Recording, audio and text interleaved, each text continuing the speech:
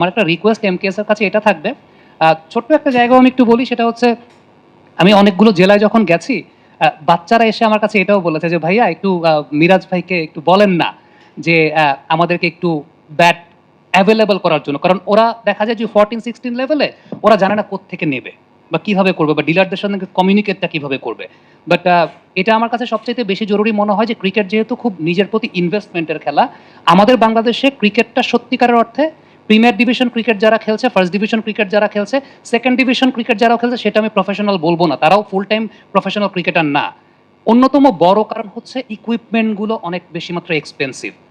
একটা ব্যাটের দাম, ওই লেভেলে ক্রিকেট খেলতে গেলে একটা ব্যাটের দাম 50,000 টাকা, 60,000 টাকা, 70,000 টাকা, অনেক হয়তো বা যেন অবাক হবে। কিন্তু আমি যদি 14-16 থার্ড ডিভিশন লেভেল চিন্তা করি, ওরা হয়তো বা ম্যাক্সিমাম এফোর্ড করতে পারে 15,000, 17,000, 20,000 টাকার দামের ব্যাট। সো আমাদের দেশি প্রোডাক্ট যখন আসবে তখন এই দামটাও তো রিজনেবল হবে। So I would love to request MKS যে প্রোডাক্টের অ্যাভেলেবিলিটি যাতে আরও বাড়ে, কারণ দিন শেষে দেশের ক্রিকেটের মূল কন্ট্রিবিউশনের জায়গা যদি আমি বলি, এখন যদি দেশে 2%, 3% প্রফেশনাল ক্রিকেটার থেকে থাকে, আমি বলবো এমকেএস যদি আরেকটু ডাইভ দেয়, সেই পার্সেন্টেজটা 15%, 20% পর্যন্ত যাবে। কারণ এটা একটা অনেক একদম ভেতরের লেভেলের ক্রাইসিস। ম্যাক্সিমাম ক্রিকেটার ক্রিকেট খেলতে পারে না, ক্রিকেটার হতে পারে না, বিকজ ইকুইপমেন্টগুলো তারা ঠিকঠাক মতো অ্যাভেলেবল পায়নি, ইকুইপমেন্টগুলো অনেক দামি, অনেক কস্টলি। সো সেই জায়গাটা আমার কাছে মনে হয় যে MKS has already done a revolutionary thing. সেই জায়গাটা অ্যাভেলেবিলিটি যদি আরও বাড়ে, এবং আপনারা যারা এখানে ডিলার যারা আছেন এমকেএসকে এই পর্যায়ে নিয়ে এসেছেন, আপনাদের এফোর্টও যদি আরও বাড়ে, এটা মনে হয় আমরা বলি না যে দেশের ক্রিকেটে অবদান রাখা, এক একজন তো এক একভাবে। মেহেদি মিরাজ ন্যাশনাল টিমের ক্যাপ্টেন, তিনি মাঠে অবদান রাখছেন।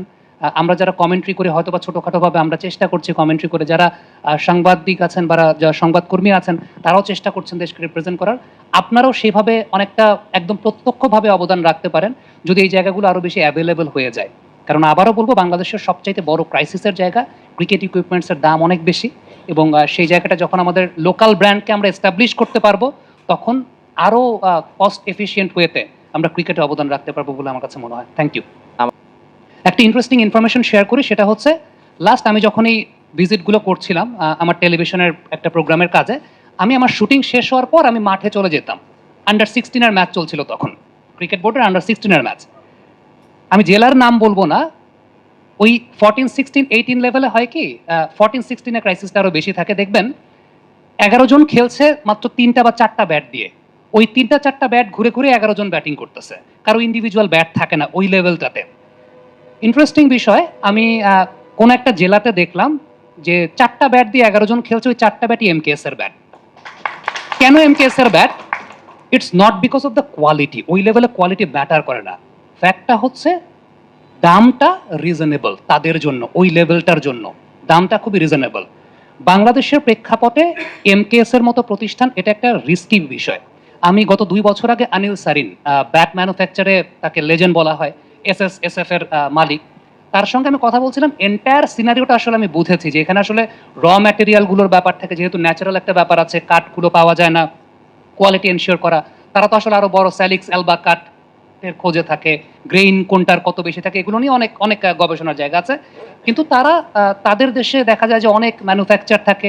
ক্রিকেটটা সার্বজনীন, যেহেতু ওইখানে ব্যাট একটা আনতে হয়তো বা ব্যাট ট্যাক্সের প্রয়োজন পড়ে না, তারা নিজেরা ম্যানুফ্যাকচার করছে, খুব কম দামে ছেলেদেরকে ব্যাটটা দিতে পারছে। বাংলাদেশের প্রেক্ষাপটে এমকেএস একটা অনেক বড় ধন্যবাদের প্রাপ্য এই কারণে, ওই যেটা বলছিলাম যে যে জেলাটায় আমি দেখলাম যে 4টা ব্যাটই এমকেএস এর, সেটা 11 জন খেলছে, হয়তো বা এমকেএস এর মতো কোম্পানি না থাকলে ওই 4টা ব্যাটের জায়গায় 2টা ব্যাট থাকতো বা একটা ব্যাট থাকতো। এমনও হয়তো বা দেখতে হইতো যে ওই পাশে হয়তো বা ব্যাট নাই, এই পাশে ধরেন প্রফেশনাল সেক্টরে আপনি দেখতেছেন যে এক পাশে ব্যাট নেই, আরেক পাশে ব্যাট দিয়ে খেলতেছে, রানার যে দৌড়াচ্ছে তার হাতে ব্যাট নেই, এরকমও দেখতে হইতে পারতো। এরকম জেলাও আমাদের দেশে আছে। সমস্যার জায়গাটা হচ্ছে আমাদের মেইন স্ট্রিমে আমরা ওই বিষয়গুলো খোঁজ খবর রাখি না, 14-16-18 এর ব্যাপারে খুব বেশি খোঁজ খবর রাখি না। সো ওই যেটা বললাম যে এমকেএস এটা একটা রেভলিউশনারি চেঞ্জ আনতে পারে বাংলাদেশের ক্রিকেটে। এখন যদি আমি 4টা দেখি, অদূর ভবিষ্যতে আমি দেখবো হয়তো বা 11 জনের 11 জনই খেলছে এমকেএস এর ব্যাট দিয়ে, যদি অ্যাভেলেবিলিটির জায়গাটা ওই রকম থাকে। সো অ্যাজ আ হোল কিন্তু ক্রিকেটটা এখনো পেশাদার সেক্টর হতে পারে নাই বাংলাদেশে, এটা একটা অনেক বড় ব্যাকলকের জায়গা। আমাদের এখানে কতজন আসলে আমরা জানি যে আজকে থেকে কিন্তু বিসিবির আন্ডার 14 টুর্নামেন্ট শুরু হয়েছে, জেলাভিত্তিক যে আন্ডার 14 টুর্নামেন্টগুলো হয়। আমি এই কথাটা কেন বললাম একটু সেটা বলি, যে ক্রিকেট কেন পেশাদার হতে পারে নাই। আমি গত 1 মাসে 20টার মতো জেলায় ঘুরেছি অন্য একটা প্রোগ্রামের কাজে। এই বিপিএল এ কমেন্ট্রিও করতে পারিনি, অনেক মিস করেছি বিপিএলটা আমি। এই 20টা-22টা জেলা ঘুরতে গিয়ে আমি একটা বিষয় খেয়াল করে দেখলাম যে ক্রিকেটটা কেন প্রফেশনাল হতে পারে নাই, তার অন্যতম বড় কারণ হচ্ছে আমাদের জেলা লিগগুলো বন্ধ, এটা নাম্বার 1। নাম্বার 2, আমাদের ক্রিকেট ইকুইপমেন্টগুলো অনেক এক্সপেন্সিভ, অনেক কস্টলি। ক্রিকেট কিন্তু আসলে বড় লোকের খেলাই আমরা বলি, কারণ ক্রিকেটে নিজের প্রতি ইনভেস্টমেন্টটা খুব জরুরি একটা বিষয়। তো আমি দিন শেষে একটা কথাই বলতে চাই যে এমকেএস আমার, ইমরুল ভাই, মিরাজ ভাই বা আজাদ ভাইয়ের প্রোডাক্ট না, এটা আমাদের বাংলাদেশের প্রোডাক্ট ভাইয়া। দিন শেষে একটাই কথা, যেটা আমার বাংলাদেশের প্রোডাক্ট, এটা আমরা ওয়ার্ল্ড মার্কেটে আমরা রিপ্রেজেন্ট করতে চাই।